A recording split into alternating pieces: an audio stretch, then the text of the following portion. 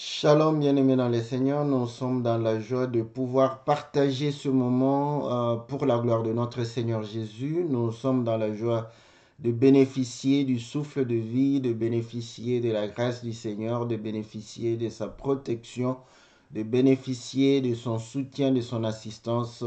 Voilà pourquoi nous lui rendons les actions de grâce. Nous célébrons notre Dieu pour l'amour qui ne cesse de manifester envers tout un chacun de nous. C'est lundi et comme tous les lundis, c'est votre émission Louant l'Éternel, une émission qui vous est présentée par votre bien-aimé le pasteur Philippe Mukenge. Une émission qui nous permet de pouvoir réellement partager la parole du Seigneur autour du cantique. C'est une émission qui nous permet de comprendre l'adoration, qui nous permet de comprendre la louange, qui nous permet de pouvoir réellement saisir et comprendre quelle est la volonté de notre Seigneur afin de pouvoir réellement le célébrer pour tout ce qu'il fait, pour tout ce qu'il réalise dans la vie de tout un chacun de nous. Oui, bien-aimés dans le Seigneur, aujourd'hui nous avons intitulé réellement notre émission Vaillant Héros. Tout ceci est inspiré du cantique de notre bien-aimé Jimmy Tabandit qui a chanté le parcours d'un héros. Donc voilà, nous allons pouvoir réellement analyser ce cantique dans le sens de voir comment le Seigneur peut faire de nous des vaillants héros, comment le Seigneur nous exhorte, nous enseigne, nous recommande d'être réellement des héros. Voilà, donc c'est au travers le cantique, c'est comme ça que j'ai toujours dit, nous sommes édifiés au travers les chantres, nous sommes bénis par ceux qui ont un don de pouvoir réellement mettre sur musique, sur une mélodie, les paroles de notre Seigneur. Voilà, que l'Éternel notre Dieu, que le Créateur du ciel et de la terre, de l'univers visible et invisible, maître des temps et des circonstances, puisse réellement être favorable à tout un chacun et puisse élever sa main pour pouvoir soutenir ceux qui passent des moments difficiles, ceux qui sont réellement dans la détresse, que la main de l'Éternel puisse être un secours dans ce moment difficile, dans une situation où réellement tes capacités et ta force ne semblent pas pouvoir apporter gain de cause. Que le Seigneur puisse favorablement accorder à chacun ce dont il désire, ce dont il a besoin, dans le nom puissant et glorieux de notre Seigneur Jésus, que nous avons ainsi prié, et lui qui est maître de toutes choses. Voilà, bien-aimés dans le Seigneur, comme vous le savez, nous avons toujours l'habitude de pouvoir écouter le cantique, et après avoir écouté le cantique, nous allons pouvoir revenir dans notre studio virtuel afin de pouvoir partager la parole du Seigneur selon la grâce que le Seigneur nous a accordée, afin de pouvoir réellement élever le nom de notre Seigneur Jésus, parce qu'il est digne de louange, de gloire, d'honneur, de puissance au siècle du siècle. Salutations à tous les bien-aimés qui nous suivent au travers réellement cette émission. Nous saluons tous ceux qui sont fidèles à cette émission, qui participent à l'émission. Que le Seigneur se souvienne de vous, que le Seigneur puisse vous bénir en toutes choses. Nous saluons tous ceux qui sont au loin, en dehors du continent européen, que le Seigneur vous soit très favorable, vous qui êtes en Afrique, en Asie, en Océanie, en Amérique, que le Seigneur puisse véritablement vous accorder toutes les bonnes choses qu'il a préparées dès avant la fondation du monde. Sans plus tarder, nous allons pouvoir réellement suivre le cantique de notre bien-aimé Jimmy Tabandit, l'homme de Dieu, pour pouvoir réellement revenir dans notre studio et partager la parole du Seigneur. Que Dieu vous bénisse.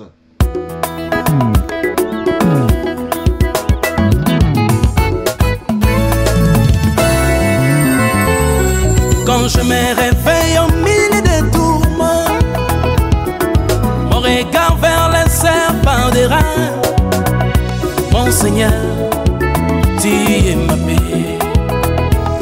Comme Israël au milieu des monts, devant la mer derrière Pharaon, je m'agirai, tu ferais les chemins.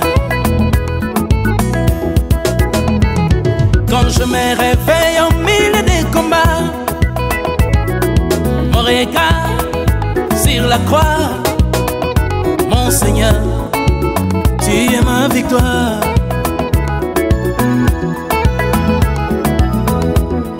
Qui peut obscurcir le parcours d'un héros? Mon Seigneur, c'est toi ma destinée.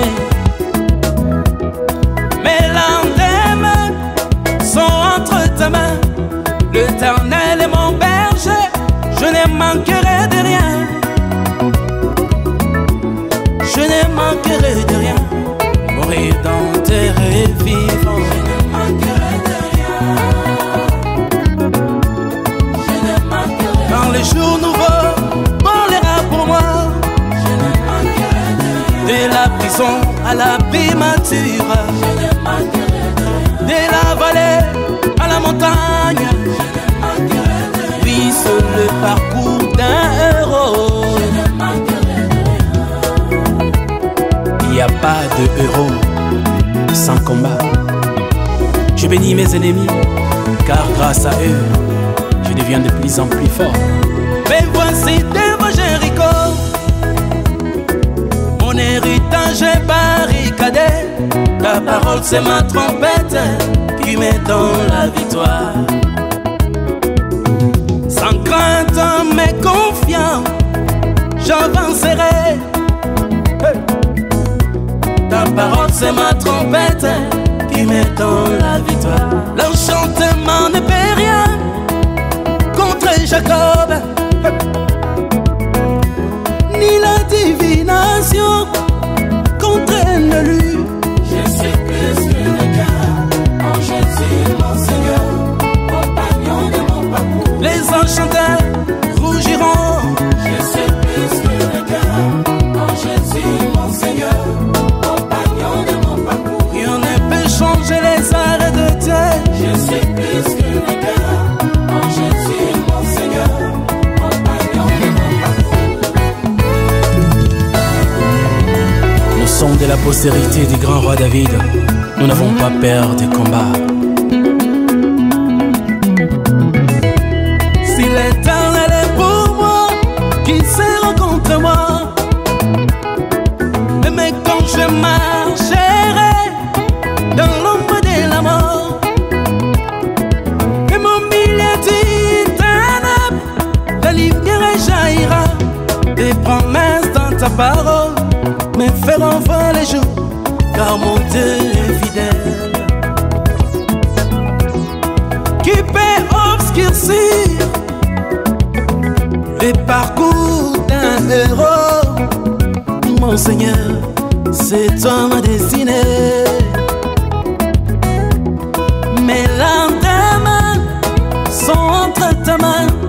L'Éternel est mon berger, je ne manquerai de rien. Yahweh, je ne manquerai de rien. Je ne manquerai de rien. S'appelle fidèle. Je ne manquerai. Devant mes ennemis, tu dresseras ma table. Je ne manquerai. Je vois ma coupe qui déborde. Je ne manquerai de rien. Je ne manquerai de rien. Mon Rédempteur est vivant. Je ne manquerai de rien. Chaque chose a son temps. Voilà, bien-aimés dans le Seigneur, nous revenons dans notre studio virtuel pour pouvoir réellement partager la parole du Seigneur. Nous bénissons le bien-aimé Jimmy Stabandit, l'homme de Dieu, pour ce cantique qui nous édifie, qui nous réconforte, qui nous raffermit et qui nous anime de bon réellement espoir de pouvoir réellement sortir des situations assez compliquées, assez difficiles. Et comme on le dit toujours, voilà, c'est une émission où nous bénéficions réellement de l'apport des chantres et nous aussi, en retour, nous leur donnons notre soutien pour pouvoir réellement permettre de continuer à pouvoir analyser les cantiques, pouvoir être édifiés au travers des cantiques lorsqu'ils font aussi, n'est-ce pas, des vidéos, des clips. Voilà pourquoi nous avons toujours dit de pouvoir soutenir les bien-aimés et nous ne cessons de remercier tous ceux qui se donnent cette peine de pouvoir réellement apporter, n'est-ce pas, le soutien pour nos frères, que le Seigneur leur soit favorable, que le Seigneur puisse réellement les bénir, que le Seigneur puisse leur apporter tout le soutien possible. Donc, nous croyons à la grâce de Dieu, nous croyons à la bonté de Dieu, nous croyons réellement à son assistance, que le Seigneur puisse véritablement être favorable à tout un chacun de nous. Voilà, bien-aimés dans le Seigneur, nous sommes dans la joie de pouvoir réellement partager ce moment et nous croyons que le bien-aimé chante pour dire que quand bien même il peut se retrouver au milieu de problèmes, de difficultés, au milieu de la tempête, il ne craindra rien. Pourquoi? Parce que l'Éternel est avec lui. Donc, il va pouvoir réellement lever les yeux vers le Seigneur afin que l'Éternel, notre Dieu, puisse être la main qui vient pouvoir réellement le secourir dans la détresse, dans la situation compliquée, dans la situation difficile, dans la situation où il se retrouve réellement entouré de beaucoup de difficultés, des problèmes, des ennemis. Il va prendre l'exemple d'Israël qui sort de l'Égypte et Pharaon était à sa poursuite et Dieu va pouvoir réellement permettre à ce que la porte puisse s'ouvrir au travers réellement la mer Rouge et permettre au peuple de pouvoir réellement traverser et ainsi échapper à la colère de Pharaon. Donc il va pouvoir aussi prendre l'exemple du fait qu'ils se sont retrouvés devant Jéricho et c'était leur héritage, mais c'était une ville barricadée et il a fallu réellement qu'ils puissent tourner en sonnant la trompette et Jéricho s'est écroulé pour dire que voilà, sa force, c'est la trompette qui est la parole de notre Seigneur. Voilà pourquoi il va pouvoir réellement se certifier que si l'Éternel est pour lui, personne ne sera contre lui. Donc même dans l'ombre de la vallée de la mort, il ne va rien craindre parce que l'Éternel est la solution. L'Éternel donne réellement la solution à toutes choses. Voilà, bien-aimé, dans le Seigneur, le résumé du cantique de notre bien-aimé, le prophète Jimmy Tabandit. Et nous croyons que chacun de nous va pouvoir réellement être édifié au travers de cela. Et j'ai apprécié les paroles qu'il a dites pour dire que il bénit ses ennemis parce que grâce à eux, il devient de plus en plus fort. Donc pour dire que voilà, les ennemis, quand le Seigneur nous demande de pouvoir les bénir, c'est aussi parce que ils ont un impact positif pour nous parce qu'il nous permet de pouvoir nous aguerrir. Voilà, bien aimé dans le Seigneur, ce que nous pouvons dire par rapport à ce cantique et cela qui va nous permettre de pouvoir réellement nous exhorter par rapport à ces paroles. Donc nous savons que quand nous sommes en difficulté, quand nous avons des problèmes, quand nous avons réellement une situation qui nous complique, bon, généralement, nous avons vraiment cette tendance de pouvoir réellement prier le Seigneur afin que la main de l'Éternel puisse agir. Et je crois que il y a eu plusieurs situations où réellement, quand le Seigneur a agi, euh, il n'y a pas eu véritablement voilà, l'apport de l'homme. Donc tout ceci, c'est pour que nous puissions comprendre et que nous puissions saisir que effectivement le Seigneur agit dans la vie des enfants de Dieu. Donc, mais ce que je voudrais réellement soulever, c'est quoi?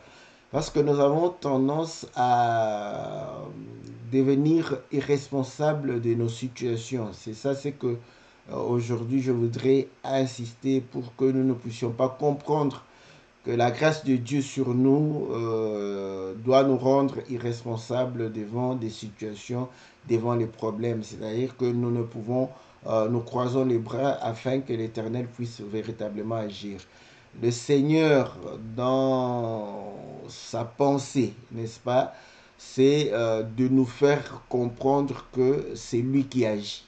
Donc, la traduction de cette pensée euh, peut véritablement être exprimée par ce que je viens de dire. C'est-à-dire que nous croisons les bras et le Seigneur agit. Voilà.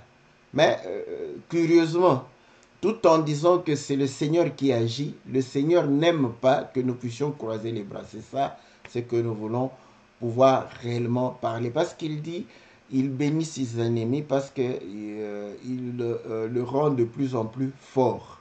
Voilà. Donc, or, la force, c'est une action qu'on exerce, n'est-ce pas, sur une masse pour pouvoir réellement déplacer la masse. Donc, je crois qu'en physique, c'est ce que on nous a appris, n'est-ce pas?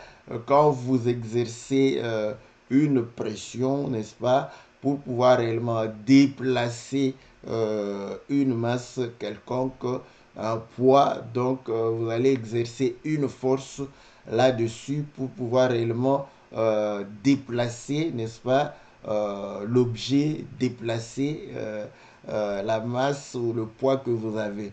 Donc, c'est exactement ça. Donc, nous, les ennemis nous rendent forts. Cela suppose que ils nous rendent forts par rapport à l'action que nous sommes en train de pouvoir réellement exercer.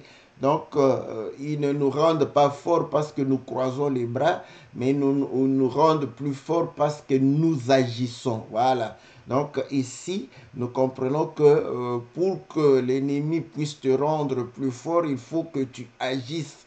Et c'est dans l'action que tu te rends que tu es en train de t'aguerrir, tu es en train de pouvoir réellement devenir de plus en plus fort, de plus en plus puissant. Donc, s'il y a l'inaction, donc tu ne deviendras pas fort.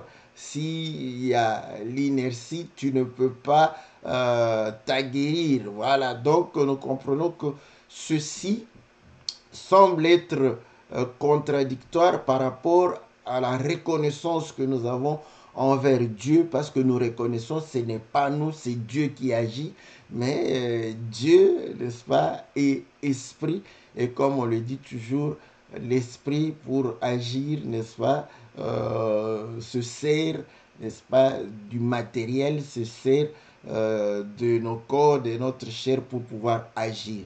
Voilà, donc nous l'avons toujours dit, Dieu a promis de pouvoir habiter au milieu de son peuple et vous allez comprendre que lorsque Israël fut en guerre, ils vont pouvoir subir des défaites, mais il a fallu que la présence de l'arche au milieu d'eux les avait réconfortés. Mais malheureusement pour cette fois-là, malgré que l'arche était au milieu d'eux, ils ont été battus, vaincus par les Philistins.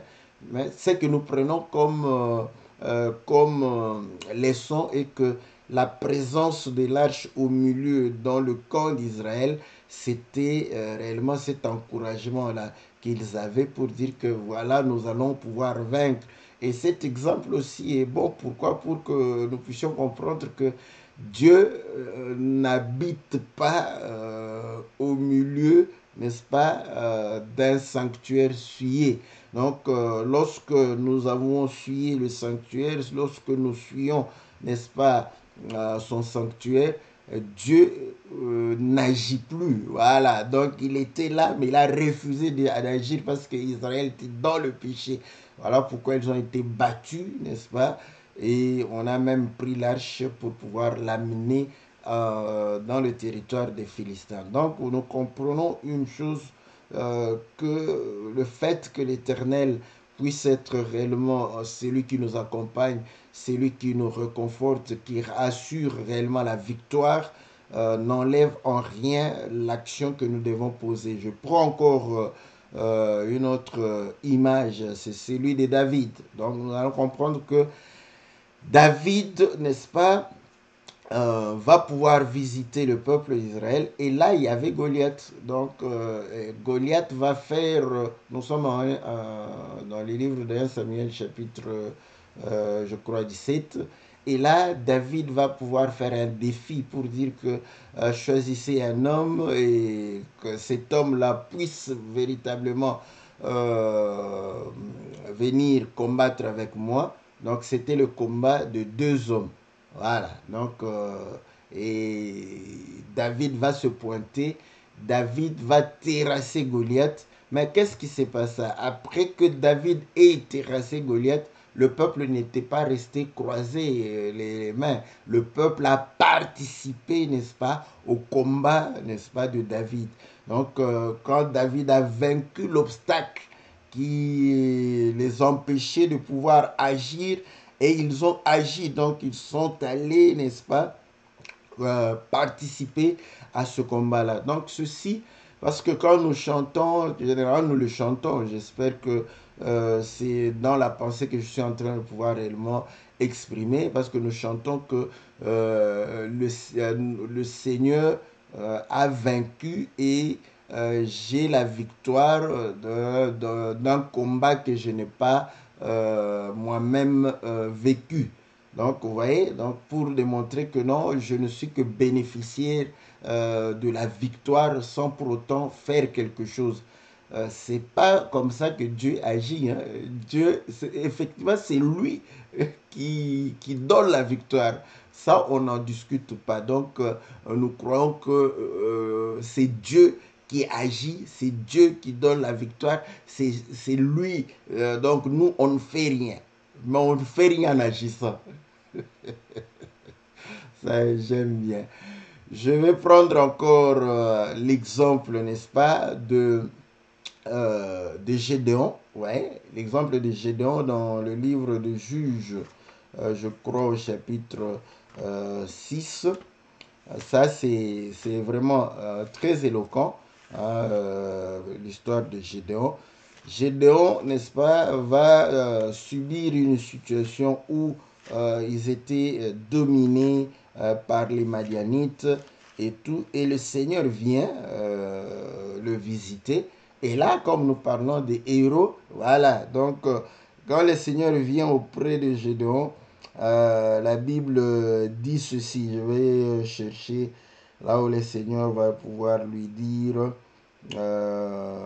voilà, va le saluer. Non. Nous sommes dans Juge chapitre 6. C'est quel verset encore? Attendez, je vais chercher le verset. Ça doit être un peu plus quand il montait. Voilà, il descendait, je voulais délivrer. Je vous dis, ok, je commence au verset 11. J'espère bien, voilà, au verset 11. Puis vint l'ange de l'Éternel et il s'assit sous le térébinthe d'Ophra qui appartenait à Joas de la famille d'Abiézer. Gédéon, son fils, battait du froment au pressoir pour le mettre à l'abri de Madian. L'ange de l'Éternel lui apparut et lui dit, l'Éternel est avec toi, vaillant héros. Voilà. Donc, vous voyez, donc, et pourtant, lui, il n'avait rien fait. Écoutons la réponse de Gédéon. Gédéon lui dit, ah mon Seigneur, si l'Éternel était avec nous, pourquoi toutes ces choses nous sont-elles arrivées et où sont tous ces prodiges que nos pères nous racontent quand ils disent que l'Éternel ne nous a-t-il pas fait monter hors d'Égypte? Maintenant, l'Éternel nous abandonne et il nous livre entre les mains des Madians. L'Éternel se tourna vers lui et dit, va avec cette force que tu as et délivre Israël de la main de Madian, n'est-ce pas moi qui t'envoie? Gédéon lui dit, ah mon Seigneur, avec quoi délivrerai-je Israël? Voici ma famille est la plus pauvre en Manassé, je suis le plus petit de la maison de mon père. Voilà.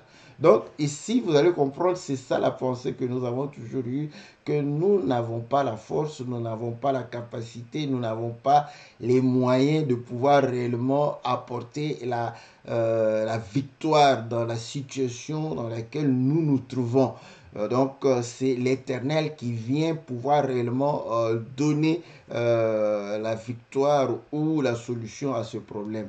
Donc ici, vous voyez, on a l'impression, quand il répond comme ça, c'est comme si, bon, moi, je ne peux rien faire. Tu m'envoies, mais je vais faire comment? Parce que je ne sais pas faire. Mais le Seigneur dit, va avec la force que tu as. Comme nous l'avons toujours dit, mais il faut analyser quelle était la force qu'il avait. Écoutez, dans des situations de guerre, parce que ça, dans des situations de guerre, ou dans des situations même de calamités ou de ceci, où on peut aller s'abriter, vous allez comprendre que vous avez fui la guerre, vous avez fui la calamité, la situation, l'événement, mais il y a une chose, vous avez fui parce que ça apporte la mort.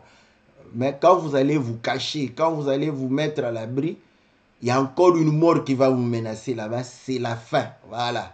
Donc, vous allez comprendre que dans des situations de guerre, même pas en Israël, là-bas, même dans des situations que nous avons vécues dans le temps que nous modernes ici, vous allez voir que ceux qui passent dans des moments de guerre, tout ça, ils sont butés à ce problème. Et face à cela, vous allez comprendre que vous avez deux choses, soit mourir de faim, soit malgré la guerre, malgré la calamité, malgré tout ce qui peut être comme danger, si vous n'avez pas la nourriture, vous aurez quand même, si vous ne voulez pas mourir, vous aurez le courage de sortir de votre abri, de votre cachette pour aller chercher la nourriture. Pourquoi? Parce que vous fuyez, n'est-ce pas, la mort au travers l'épée, mais vous allez mourir de faim. Mais écoutez, il faut avoir du courage pour sortir de la cachette, de l'abri, pour aller chercher, n'est-ce pas, la nourriture, chercher de quoi se nourrir. Ça, c'est du courage déjà, ça. Et puis, il faut en avoir la force de pouvoir aller chercher de la nourriture. Voilà. C'est ça la situation que vivait Gédéon. Donc, ils étaient dans des problèmes, ils étaient tout le temps menacés. Et si vous lisez les versets qui sont euh, euh, au-dessus de ce que nous avons lu, au-dessus du verset 11 et autres, ils vont bien expliquer que Madian, n'est-ce pas, s'abattait sur Israël comme des sauterelles pour faire quoi? Pour détruire leur récolte, pour prendre leur récolte, pour pouvoir réellement leur arracher la nourriture. Donc les Madianites voulaient les tuer, voulaient les affamer. Mais lui, il a eu le courage de sortir pour mettre à l'abri, n'est-ce pas, le pain, la nourriture, pour garder la vie. Voilà, c'était ça la force qu'il avait. Donc le Seigneur prend ce courage-là de pouvoir réellement affronter le danger pour pouvoir survivre, pour pouvoir se nourrir. Hein, il lui dit, déjà tu affrontes le danger. Ça, c'est pour que tu puisses te nourrir, pour que tu puisses nourrir ta maison. Mais écoutez, lui-même, il répond, il comprend, il dit, mais non, nous sommes le plus petit. Ma famille, moi-même dans la maison, je suis le plus petit.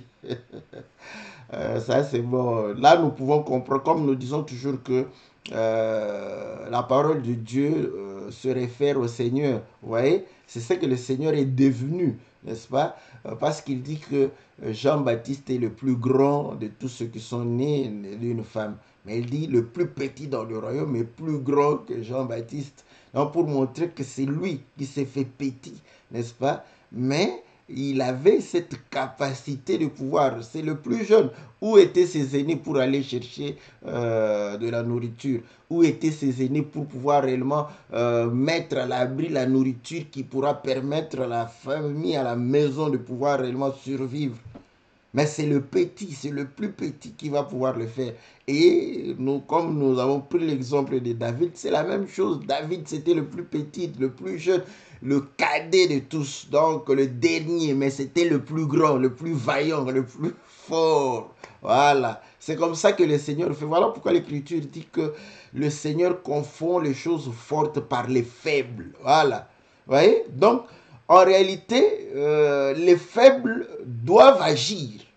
Vous voyez? Malgré leur faiblesse, malgré leur apparence, mais c'est dans l'action qu'ils vont pouvoir réellement confondre les choses les plus fortes. Donc, dans la vie de tous les jours, c'est la même chose. C'est-à-dire que on est vaillant, on est apprécié lorsqu'on apporte des solutions à des problèmes. Donc, ici, c'est que le bien-aimé veut véritablement nous exhorter, et c'est de pouvoir réellement affronter les problèmes. Voilà. C'est de ne pas faire, comme on dit, la politique de l'autruche. Donc, quand il y a un problème, quand il y a un danger, il met sa tête dans le sable. Comme si quand il va sortir sa tête de sable, le problème va disparaître. Non. Vous voyez? Donc, maintenant, pourquoi j'ai pris cela? Parce que c'est ce que parfois nous faisons. Quand il y a un problème, nous prenons notre tête, nous mettons on prie, mais après avoir prié, on ne fait rien. Donc le problème va subsister. Donc on ne va pas résoudre Dieu ne va... Bon, on aime bien, hein, parce que bon, quand je dis comme ça, je sais que les hommes de foi, n'est-ce pas, vont pouvoir venir pour dire que Dieu est capable de tout, Dieu peut faire tout, tout ça. Mais c'est comme ça que nous ne sommes pas capables de pouvoir apporter, n'est-ce pas, des solutions à nos problèmes. C'est comme, je commence à dire que je reconnais, c'est Dieu, mais Dieu agit au travers les hommes. Il est ouvrier avec les hommes. Voilà pourquoi il dit que je vais délivrer, mais va. Vous voyez, il n'est pas descendu lui-même pour aller délivrer Israël, mais il va dire à Gédéon, va. Parce qu'il doit utiliser les hommes, il doit t'utiliser, il doit réellement agir en toi. Donc, devant le problème, nous devons avoir réellement ce réflexe de pouvoir faire face au problème. C'est ça être vaillant, c'est ça avoir une force. Et là, le Seigneur dit, va avec cette force que tu as. Quand tu fais face à tes problèmes, tu apportes des solutions. Mais comme tu es avec le Seigneur maintenant, vous allez comprendre qu'à ce moment-là, les problèmes qui sont devant toi vont pouvoir réellement être résolus. Les obstacles seront renversés.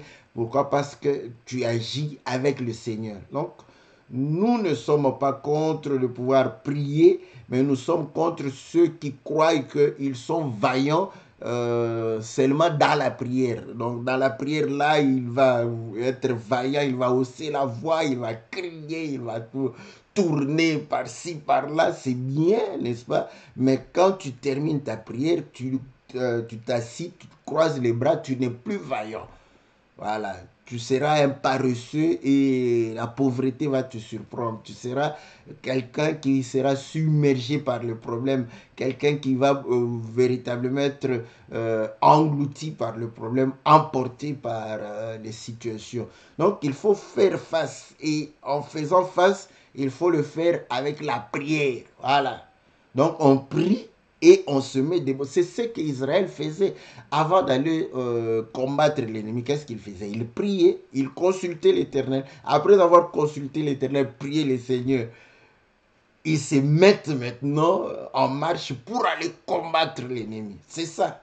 Donc, croire que Dieu a remporté la victoire, donc nous allons croiser les bras, on n'a plus rien à faire. Je crois que vous allez rester tout le temps en servitude parce que vous ne serez pas délivrés. Donc voilà ce que nous sommes. Il parle de Gédéon comme un héros. Voilà, comme il va avec la force que tu as. Écoutez, quand vous lisez la suite, vous allez voir que Gédéon va... voilà, il avait peur, il s'est dit non, non, non, voyant le nombre, voilà. C'est vrai, c'est là ce qui montre que non, on ne met pas la confiance sur la chair, n'est-ce pas? Donc voilà le nombre de Madianites, il n'était pas très rassuré. Et le Seigneur lui dit, ok, vas-y, dans le cas des Madianites. Quelqu'un a eu un songe. Il a vu qu'il y avait un gâteau qui roulait et qui a renversé les tentes des Madianites. L'autre est venu interpréter. Euh, pour dire que voilà, bon, en tout cas, c'est comme Moïse et Aaron, hein, vous voyez. Donc, quand Aaron parle, quand Moïse parle, Aaron doit venir interpréter. Il vient, il dit non, non, non, ça c'est l'épée des jeux. Non, le pain que tu vois là, c'est l'épée des jeux. Ça, j'aime bien. Vous voyez. Donc, auparavant, qu'est-ce que lui il faisait? Il mettait le pain, n'est-ce pas, à l'abri de Madianite. C'est ça la force de l'Église. La force de l'Église, c'est la parole, c'est la nourriture. C'est ainsi qu'il y a eu l'écriture de psaume, à psaume 23, qui dit que tu dresses la table devant mes ennemis, et tu moins d'huile fraîche et ma coupe déborde. Vous voyez? Donc, devant tes adversaires, il dresse la table. Tu dois manger. C'est la nourriture, c'est la parole qui nous donne le dessus sur, n'est-ce pas, les adversaires. Et le Seigneur dit que les paroles que je vous ai dites sont esprit et vie. Voilà pourquoi vous allez comprendre que la parole du Seigneur a l'onction. Donc quand nous recevons cette parole, c'est cette onction. Voilà, vous avez cette force. Nous avons cette force, cette capacité, cette puissance de pouvoir réellement nous lever et faire face à l'ennemi. Donc nous comprenons qu'il a commencé par protéger la nourriture et le Seigneur montre que c'est par le pain qu'il va renverser, c'est par la parole qu'il va renverser, c'est par la parole que nous renversons. Lui-même quand il a jeûné, c'est par la parole qu'il a fait fuir Satan. C'est très important, c'est pourquoi nous disons véritablement quand tu écoutes la parole, tu crois et tu vis cette parole-là, n'est-ce pas? C'est à ce moment-là que tu auras la victoire sur l'ennemi. Bon, comme les gens aiment bien qu'on puisse résoudre leurs problèmes au quotidien, les problèmes de ce siècle ici, ouais, le Seigneur est fidèle. Donc, au travers de la parole, il nous permet de pouvoir avoir la capacité, l'onction qui nous permet de pouvoir réellement nous mettre debout et de pouvoir faire face à nos problèmes. Je parle de problèmes quotidiens, n'est-ce pas? Et de pouvoir réellement résoudre. Parce que vous allez comprendre que c'est cette capacité, cette foi, cette assurance, n'est-ce pas? Et la persévérance qui fait que les gens finissent par pouvoir trouver des solutions à leurs problèmes. Bon, en ce qui concerne les problèmes au quotidien, j'aime bien appeler mes amis païens parce que il y a des amis païens aussi qui ont, quand ils ont de la détermination, ils ont de l'assurance, ils ont l'ambition, ils finissent par réussir, vous voyez? Donc, ceux qui ont réussi dans la vie, observez-le, vous allez comprendre que ce sont ces choses-là. Ils ont foi en ce qu'ils font. C'est là où nous devrions être plus que eux parce que nous avons foi que nous avons le Seigneur. Mais comment les gens ne comprennent? Certainement, il y a une mauvaise compréhension de la parole par rapport aux chrétiens. Parce que généralement, les chrétiens croient qu'il va croiser les bras et il y aura un miracle. Mais vous voyez, le païen ne croit pas au miracle. C'est comme ça qu'il met toute son énergie, toute sa force, toute son intelligence. Vous voyez? Donc, vous voyez que le fait de ne pas croire au miracle, l'avantage dans l'action. Mais maintenant, certains d'entre nous, comme ils croient au miracle, et voilà, ils n'agissent plus en attendant le miracle. Et c'est comme ça que on ne résout pas le problème, on reste dans la situation, ça ne change pas des années et des années, on ne change pas, on est les mêmes. Donc, on se retrouve dans la même situation, ça ne va pas. Ouais. Est-ce que je suis contre que vous ne puissiez pas croire au miracle? Non, il faut croire au miracle. C'est ce que le Seigneur, notre miracle, Dieu nous fait participer à ce miracle-là. Donc, il te fait participer à ton miracle pour que tu puisses vivre. Donc, le premier miracle, il te donne la force. Le premier miracle, il te donne l'assurance. Il te donne la persévérance. Il te donne l'ambition, le zèle de pouvoir agir. Et il accompagne l'action par des situations favorables et autres. C'est comme ça qu'on pourrait dire, voilà, Pierre, le miracle qui est de pêche. Pierre a jeté le filet. Le Seigneur pouvait dire que voilà, les poissons allaient entrer directement dans la barque de Pierre. Les poissons allaient entrer directement dans la barque de Pierre. À ce moment-là, Pierre allait directement bénéficier de ces poissons. Mais il dit, vous voyez, Pierre, qu'est-ce qu'il faisait toute la nuit? Pierre était en train de pêcher. C'est le travail qu'il faisait, qu'il a toujours fait. Et le Seigneur vient, il pose la question. Pierre dit que nous avons péché toute la nuit. Voilà. Donc, ils ont agi toute la nuit. Et c'est sûr même. Et le Seigneur maintenant dit, ok, maintenant, je vais le faire avec toi. Jette le filet. Donc, là, Pierre va jeter sur la parole. Il est sur ta parole, voilà.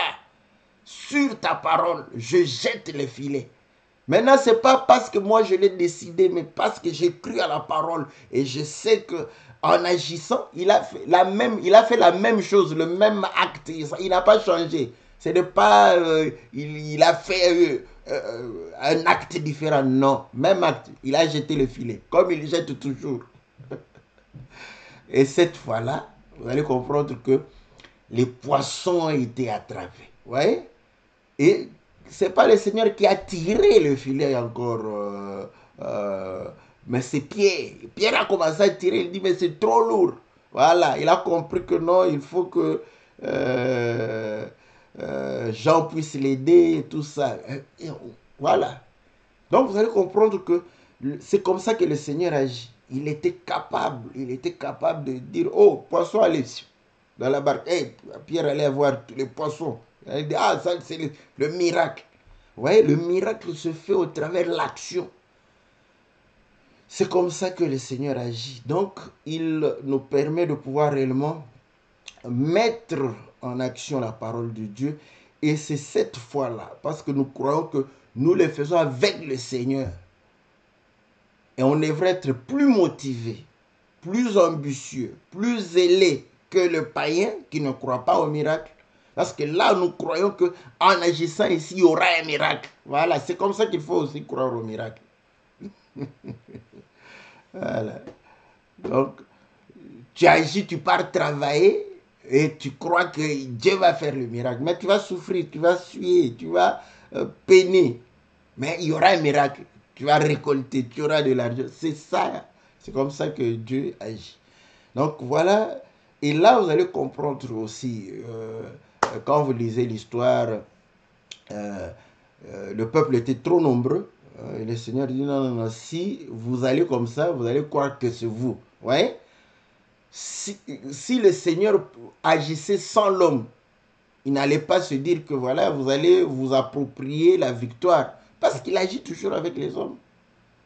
Voilà pourquoi ceux qui ne comprennent pas la chose de Dieu, ils finissent par s'enorgueillir, ils finissent par se glorifier. Et c'est ce que Paul a dit, qu'avons-nous que nous n'avons pas reçu. Donc nous ne pouvons pas nous glorifier par rapport à cela. Donc ça reste la même chose que même si quelqu'un vit un miracle où il a croisé les bras et les choses se sont faites, donc il glorifie le Seigneur et moi j'agis et les choses se font. Je vais glorifier le Seigneur, je vais glorifier de la même manière que celui qui a croisé les bras. Et parce que Dieu est capable de tout. Hein.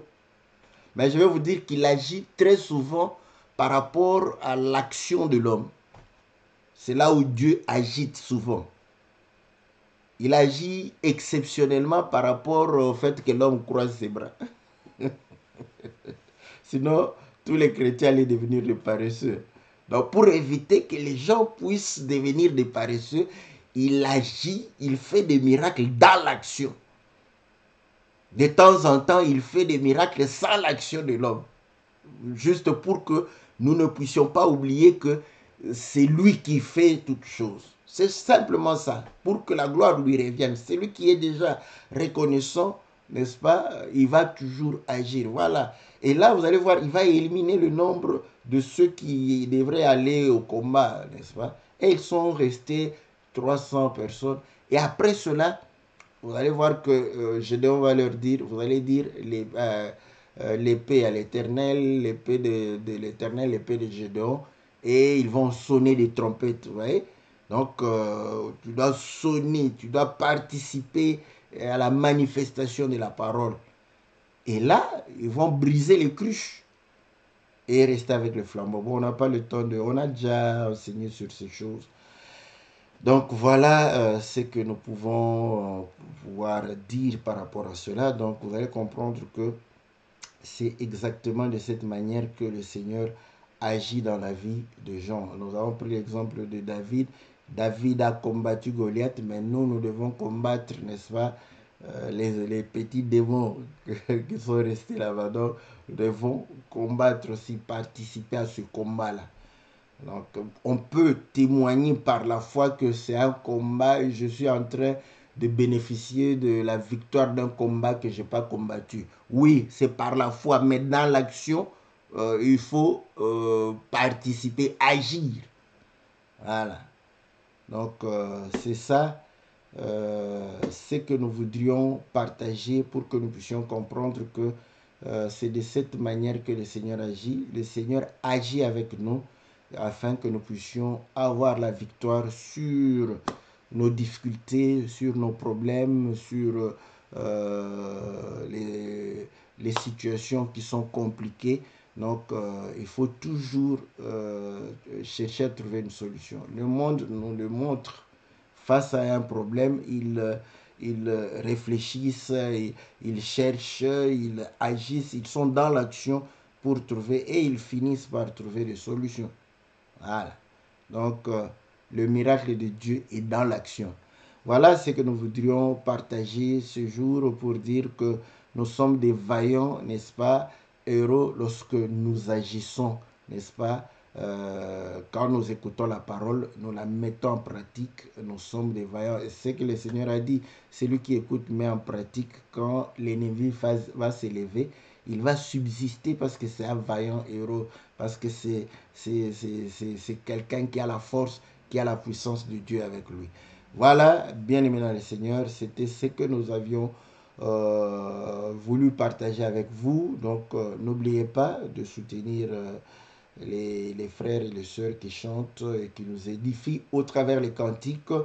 Et nous bénissons l'homme de Dieu, le prophète Jimmy Tabandit, pour ce merveilleux cantique.